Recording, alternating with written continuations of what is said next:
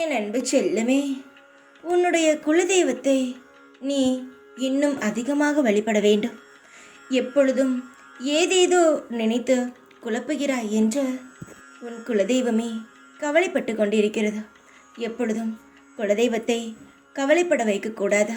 அப்பொழுதுதான் அந்த குலதெய்வமும் உன்னை கண்ணும் கருத்துமாக பார்த்து கொள்ளும். தங்கமே, உன் எதிர்காலத்தை பற்றிய பெரிய கவலையானது உன் மனதுக்குள் இருக்கிறதா?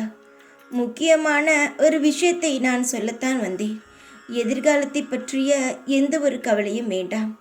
ஏதாவது தேவையில்லாத சம்பவங்கள் நடந்துவிடுமோ, தேவையில்லாத விஷயங்கள் உன் வாழ்க்கையில் நடந்துவிடுமோ என்ற கவலையால் உன்னை நீ காயப்படுத்தி கொண்டே இருக்கிறாய்.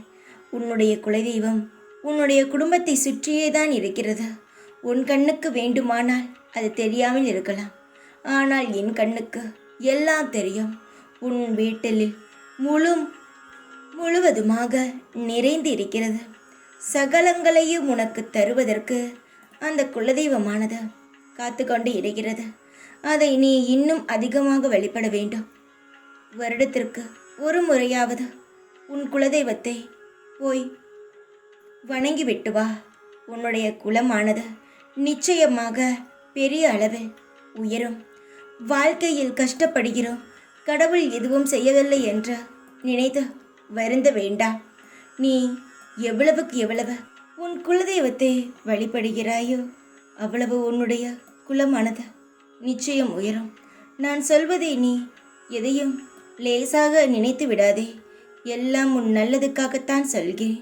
என் தங்க குழந்தையே, உன் வாழ்க்கையில் நீ மேன்மையாக இருந்தால் இந்த உலகத்தில் சந்தோஷப்படுவது நான் தான். நீ எவ்வளவு உயர்கிறாயோ அந்த அளவுக்கு நான் சந்தோஷமாக இருப்பேன். எந்த ஒரு விஷயத்திலும் நான் உன்னை விட்டு நகர மாட்டேன். அதனால் நான் சொல்லும்படி செய். உன் வாழ்க்கையானது நிச்சயம் உயர்ந்தே தீரும்.